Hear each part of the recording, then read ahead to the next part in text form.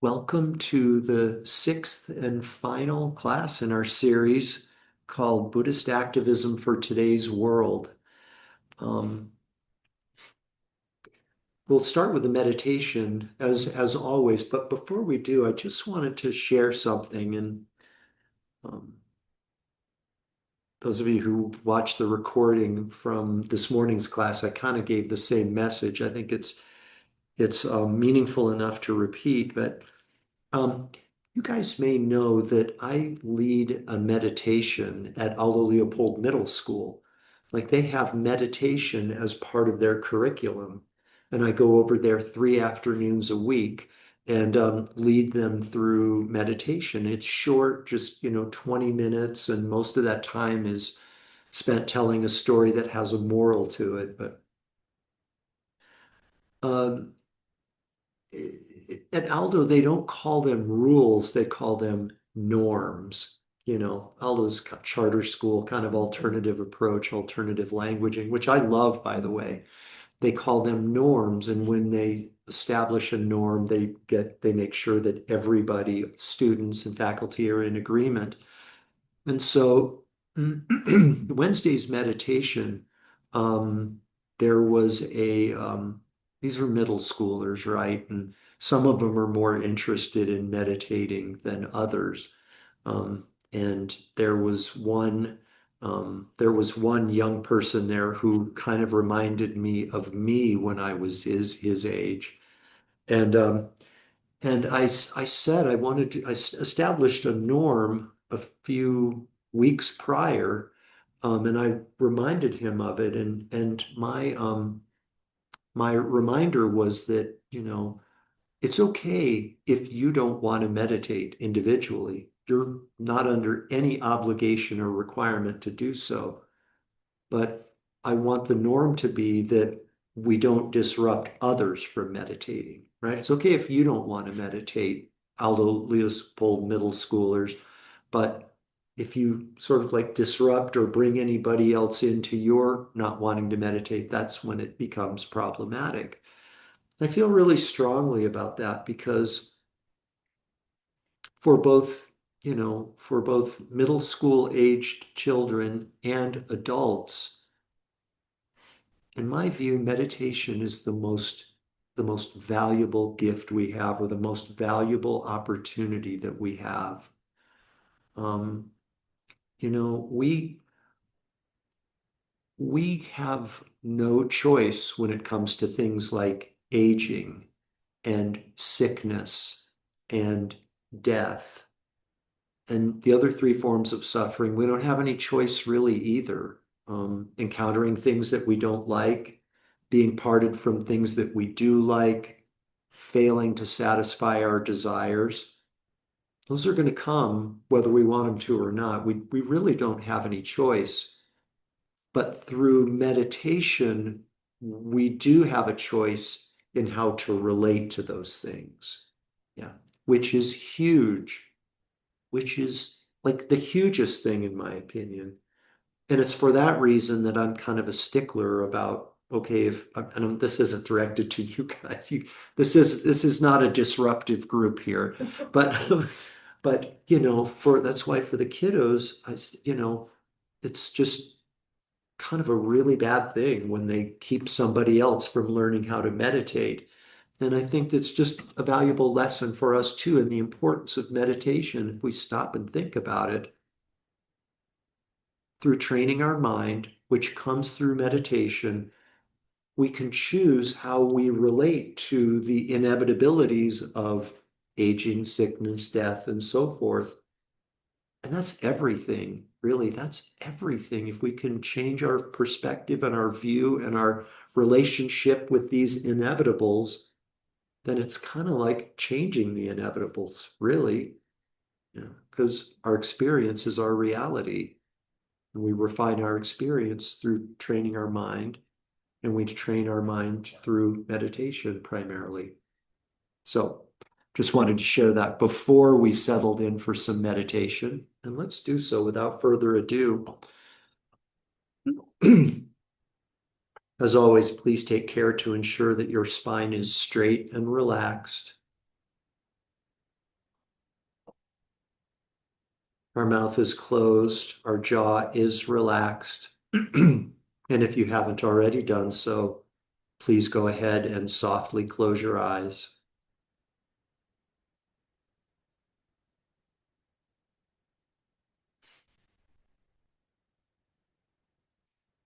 And to begin, I'd like you to please bring your awareness to the exhalation of your breath.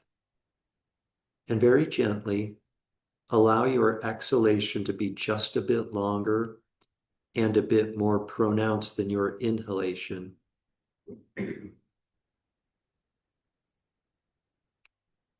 If you'd like, please feel free to pause briefly at the bottom of each exhalation.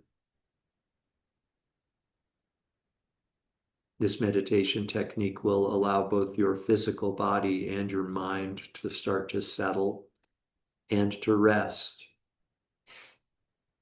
to become quiet and still.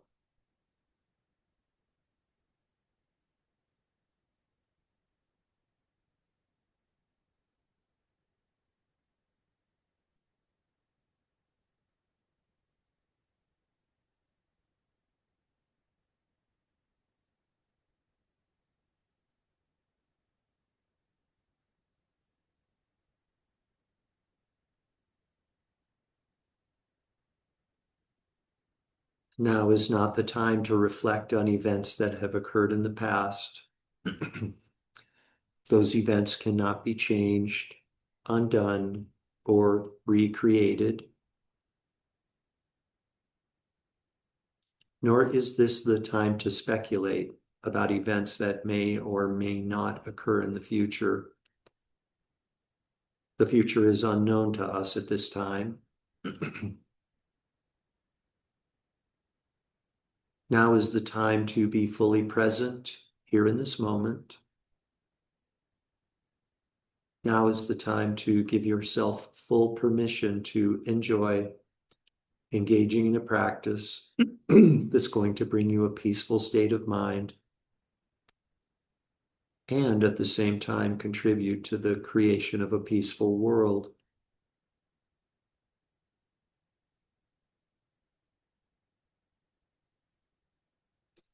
And with that, I'd like you to please bring your awareness to the crown of your head, to your scalp in particular.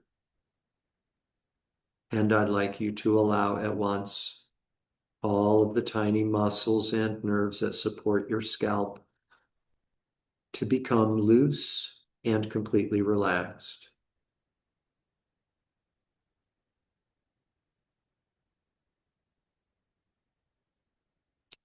Please allow the tiny muscles and nerves across your forehead, the tiny muscles that support your eyebrows, and all of the muscles in your face to become soft and completely relaxed.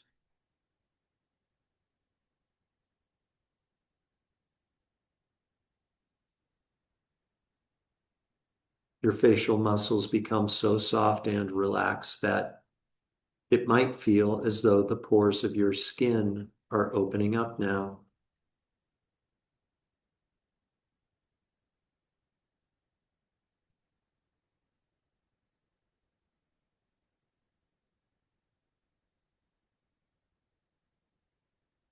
Your mind starts to relax as your body is starting to relax.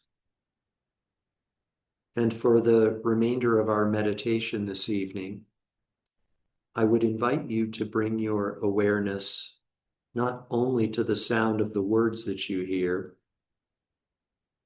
but also to the silent gaps in between the words and in between the sentences.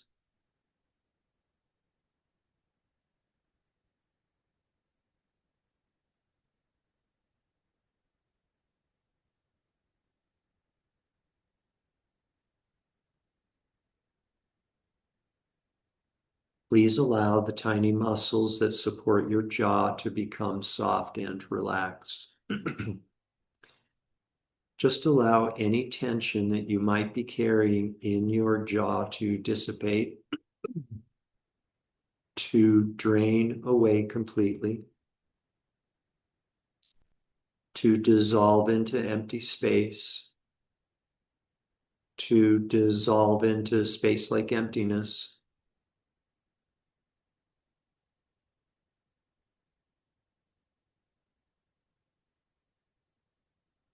Your jaw may start to feel a bit heavier now, and it takes a gentle and deliberate effort to keep your jaw from dropping open.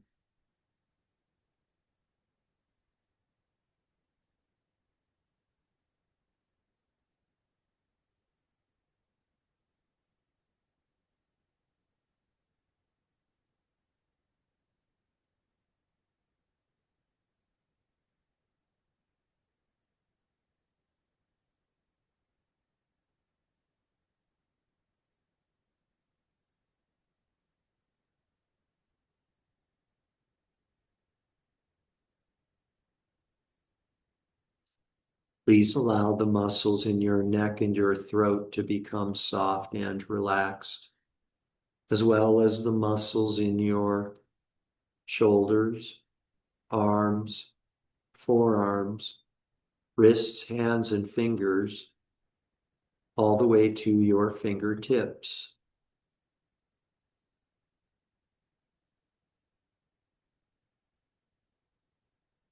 And your hands now might feel a bit warmer and heavier as they rest in your lap.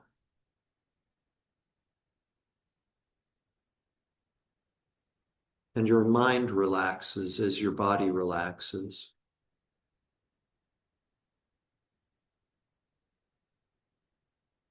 And continue to be aware of the silent gaps.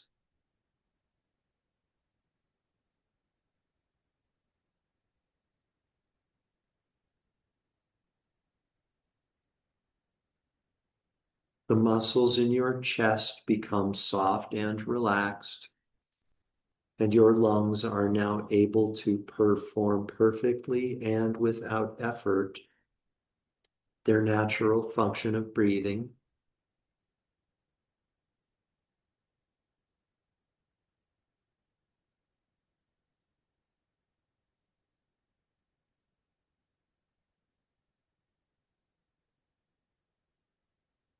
The muscles in your abdomen, and likewise all of the muscles in your back,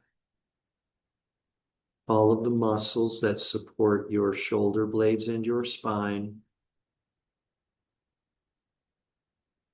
Allow these muscle sets to settle and to rest, to become soft and relaxed as you drop deeper and deeper on down. And let yourself go.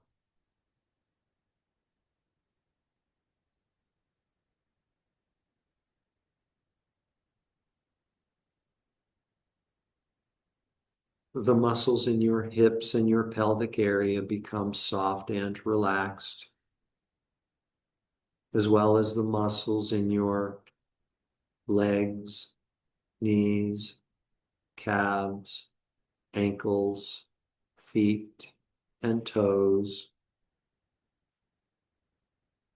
One by one, these muscle sets become completely soft and completely relaxed. The soles of your feet, even the muscles and nerves in the soles of your feet, even the tiny muscles and nerves at the tips of your toes, even your bodily fluids, even the marrow in your bones, even the cells that comprise the marrow in your bones are all resting and relaxed. Your body is like a mountain with consciousness now, balanced, grounded, still, stable, with ancient wisdom awareness.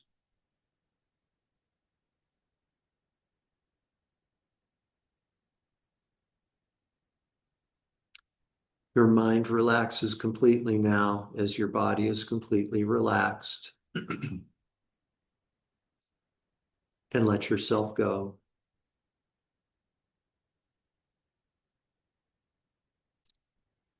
And for the last few moments of our meditation this evening, please continue to be aware of the silent gaps.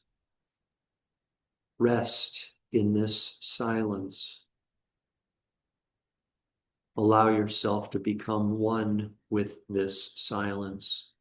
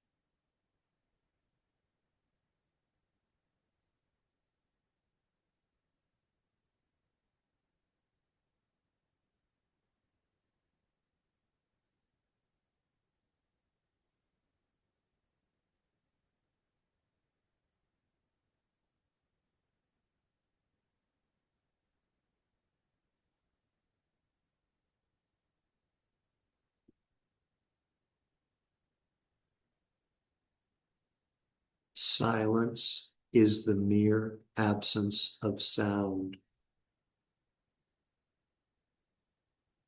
There is nothing more to silence than this absence.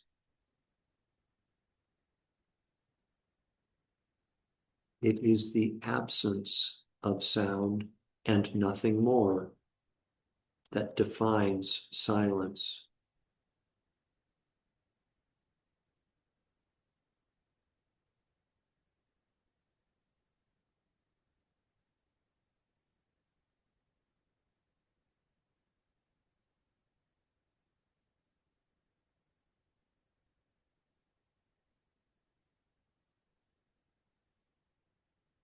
Now, please redirect your awareness once again. Become aware of this collection of parts we've agreed to label physical body, and allow your breathing to become less shallow.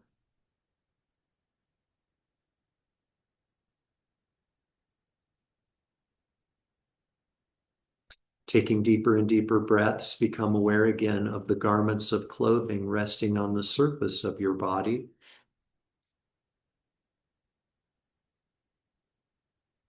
Become aware of your surroundings inside the room that you're occupying. Deeper and deeper breaths, becoming aware again of the world that exists outside of the room that you're occupying. Become aware again of clouds, of blue sky beyond the clouds, of limitless space beyond the blue sky.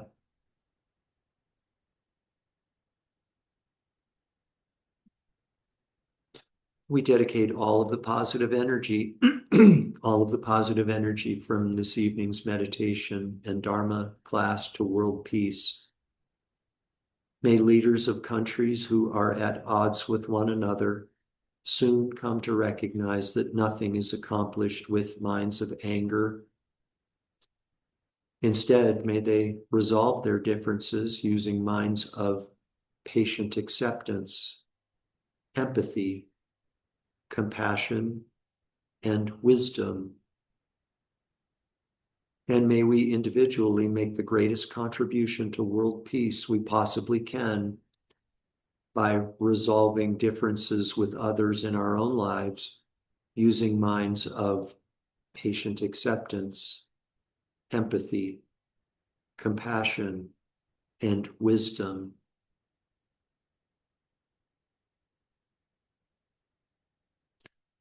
Completely fill up your belly and lungs with air, and when you're ready, you can open your eyes and bring your meditation to an end.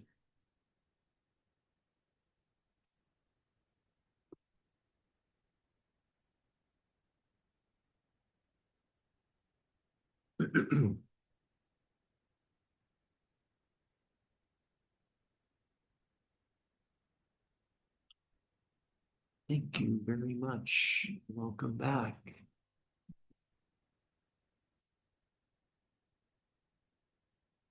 So, this is our last class in this series, and I'm so grateful for all of you who have participated.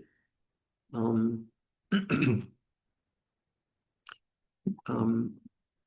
Tama, we have been using as the basis for this class a text called Guide to the Bodhisattva's Way of Life. And a bodhisattva is that's a text, an 8th century text written by the meditation master named Shantideva. And in Guide to the Bodhisattva's Way of Life, he talks about 6 perfections.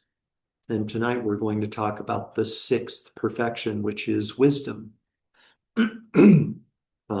And the other 5 are generosity, giving, moral discipline, patient acceptance, concentration, effort and then concentration, and then wisdom. Is that 7? Did I get them all? Patience, effort, concentration, wisdom, giving, moral discipline. Not in order, but yeah. And to refresh everyone's memory, a bodhisattva is one who aspires to become a better person for the sake of everyone around them. The purpose of their entering and following a particular spiritual path is in order to be of benefit to others. And some might regard this as being kind of an ambitious undertaking. Some might consider it to be confusing and unattainable altogether, especially if this is one's first introduction to this notion of bodhisattva, becoming a bodhisattva, also sometimes called a friend of the world, developing a mind of bodhicitta, the enlightened mind, aspiring to. If this is your experience, that's completely fine. That's completely fine. I mean,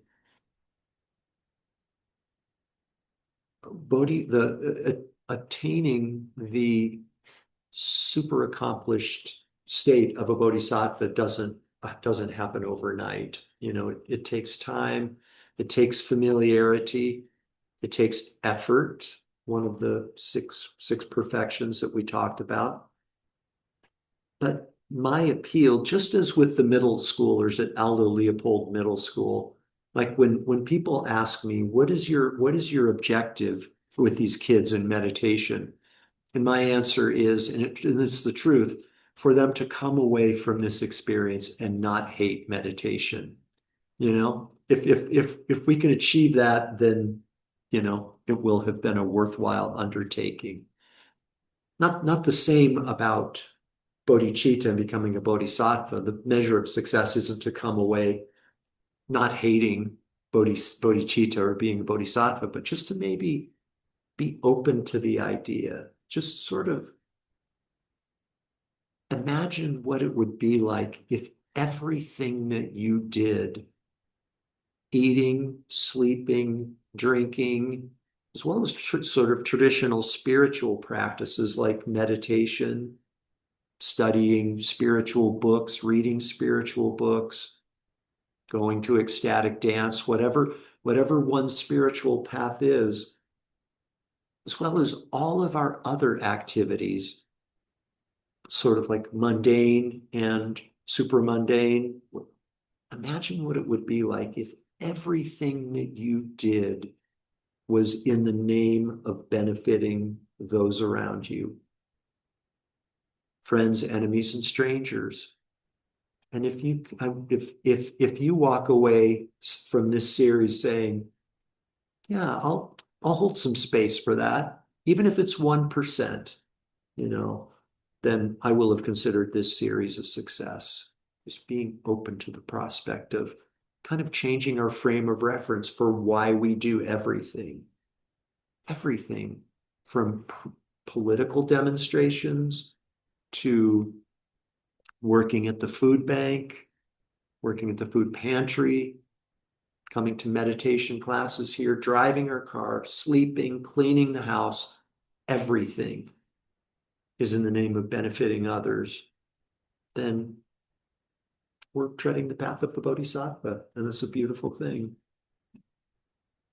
So, wisdom, Stephen's favorite topic in the sutras. Wisdom is synonymous with an experience, and not just an understanding, but an experience of the way in which having a clear and correct experience of the way in which the world around us truly exists. Yeah. Right now, right now, we walk around in mostly, if we're being really honest, in mostly a confused state, right? We're mostly confused. And I say that with love, we sort of go around thinking that things aren't going to change. Yeah. And things are in the nature of change. Impermanence is a fundamental tenet. We think other people are the source of our problems, and other people or in situations can be the source of our happiness, when unhappiness and happiness are states of mind, therefore the causes must come from within the mind. That's sort of like standard Buddhist vernacular. Happiness and suffering are states of mind, therefore the causes must come from within the mind. But just try out your own experience. If somebody was a truly inherently fundamentally evil person, we'll back off the word evil, we'll just say bad person, okay? Somebody was truly and inherently a bad person, then everybody would regard that person the same way. And no such person exists. Same with the good person. If they were inherently a good person, a loved person, a beloved person, everybody would regard that person the same way. No such person exists. And so it is with every situation, every inanimate object, every environment, every person.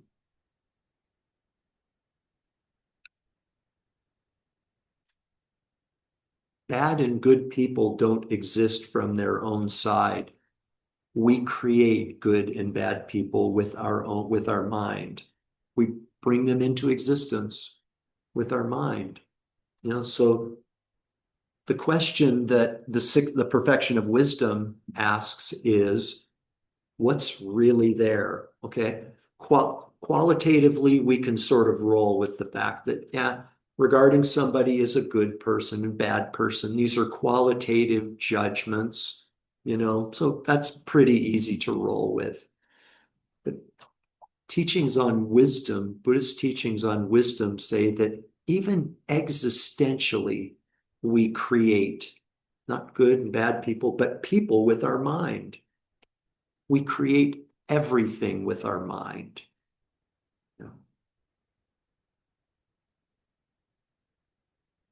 So if we create everything with our mind, a follow-up question might be, what is really there? There's not nothing there with the person, with the person or the situation. There's not nothing there. What is there? I want to know. This is like the existential question of a lifetime. And here it is for Buddhist view. Okay. It has to do with emptiness. Okay, but before we get to emptiness, tonight we meditated on silence, which is the mere absence of sound, right? The word mere, M-E-R-E, means there's nothing more. Silence is the mere absence of sound. It's the absence of sound that defines silence. Okay, that absence, a meaningful absence, that's what's truly there with silence. Okay, nothing more. Stillness, the mere absence of movement. Again, the absence of movement defines stillness and nothing more. We're not saying there's nothing there. We're saying there's an absence, and that's not nothing. Okay? Darkness. Darkness is the mere absence of light. This is kind of getting closer to kind of the juicy stuff, I think. Awareness is the mere absence of thought. Yeah. How about that one? Awareness, the mere absence of thought or any sort of mental construct. Thinking, comparing, judging, labeling, um, um, um, expecting, having expectations, speculating. These are all collectively, we can think of them as thought. Awareness is the mere absence of thought. What is the true nature of phenomena? Getting away from the silence and the stillness and the darkness and other, like, what is here to this body? What is the fundamentally defining aspect of this thing that we've labeled body? The fundamentally defining aspect of this thing that we call body is that it has no fundamentally defining aspect. It's the absence of any inherent or fundamental qualities that defines body and self and everything else. It's pretty amazing stuff. Light abs or darkness, absence of light, we can understand that, but truly existing phenomena, the way phenomena truly exists is it lacks any inherent qualities or is empty of any inherent qualities. That's the true nature of phenomena, just an absence, a mere absence. And that's really, really big because we're working with a blank slate with everything, right? And with that blank slate, we can change how we view things and people and situations. Yeah. So the title of this series was, or is, Buddhist Activism for Today's World. So let's talk about some things about which we're getting active in today's world, right? Let's talk about, in the name of keeping this series nonpartisan, or at least bipartisan, let's talk about Barack Obama, right? You thought I was going to say somebody else, didn't you? There are some people who might say, I hate Barack Obama. I, I hate the man. He's a bad man, right? And then we might say, well, like, who or what is Barack Obama? Is it his policies? Is it his opinions? Is it the potential laws that he has vetoed? Is it his like hobbies? Is it his personality? Is it his intelligence? Is it his body? Is it his mind? Like, when you go to identify this entity that we've labeled Barack Obama, what is actually there? We take away like his opinions. We can't say that that's Barack Obama, right? Barack Obama is his opinions. No, he's more than that. He's not his opinions. He's not his body. When we go for the searching, this is a real exercise that they do in the sutras. It's called the pointing out instructions. Yeah. We try to point out and say, this is who Barack Obama really is. It's his personality, or it's his body, or it's his hobbies, or his family, or it's his policies, none of those things are him. None of those things really define. We've arbitrarily taken this collection of parts, okay, with our mind. This is how we bring Barack Obama into existence with our mind. We assimilate all these parts, stamp the label Barack Obama on it, and say, okay, that's done. On to defining and labeling the next object.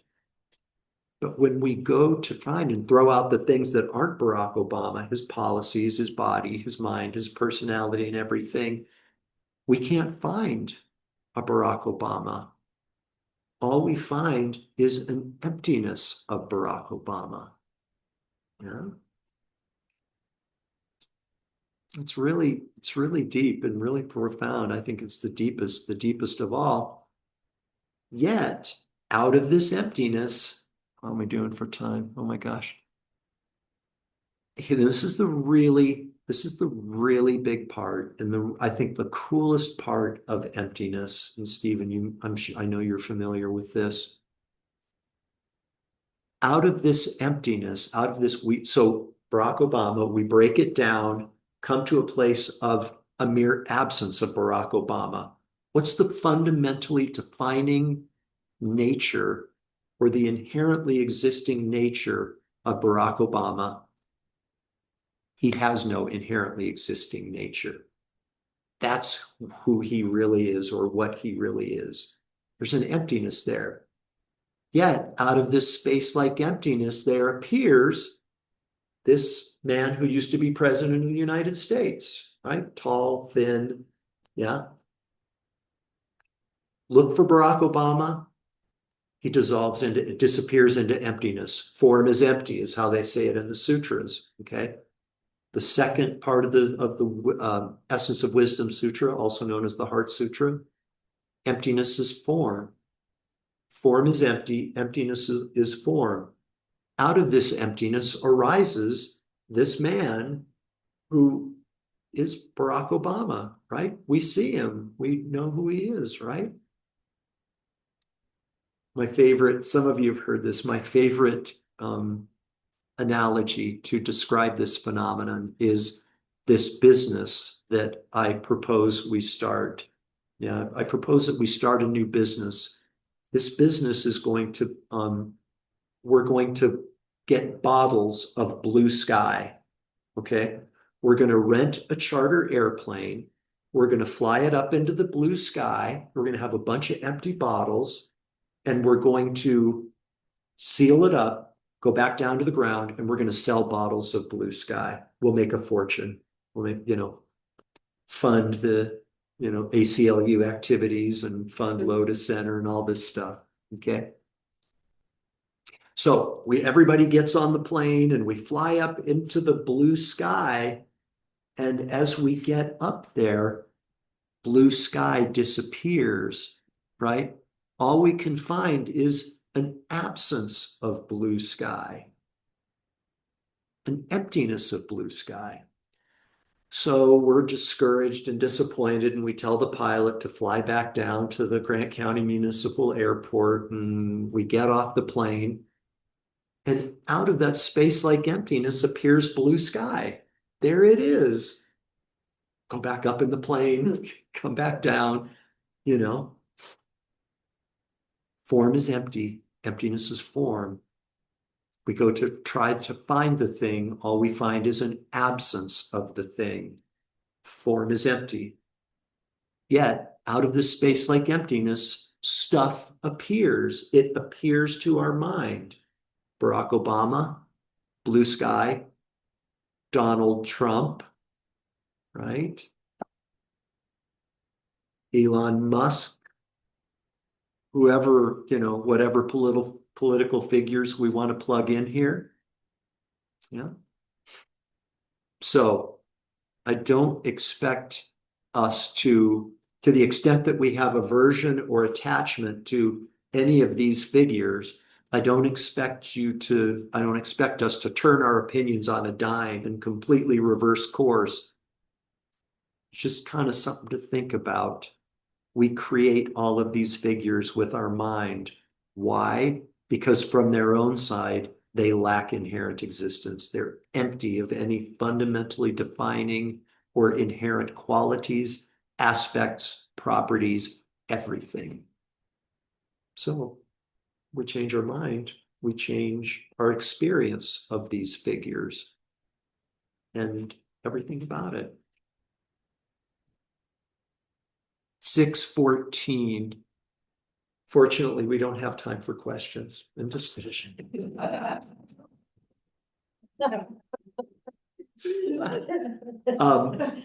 But you guys know where to find me, and you guys know where to find me, and we can stick around here and argue. I mean, discuss these matters of emptiness. And yeah, email me if you have questions or objections, and I'd love to hear from you. And just a reminder, ongoing Monday and Friday morning classes here or online, 8:30 to 9 every Monday and Friday morning. And then we have Medicine Buddha meditation on Saturday mornings, 8:30 to 9:15, both in person and live stream. So thank you again for being here. Thank you. You're so welcome. You make our brains just go. Yeah, I can't take it. I didn't invent this stuff. I just, yeah. Right.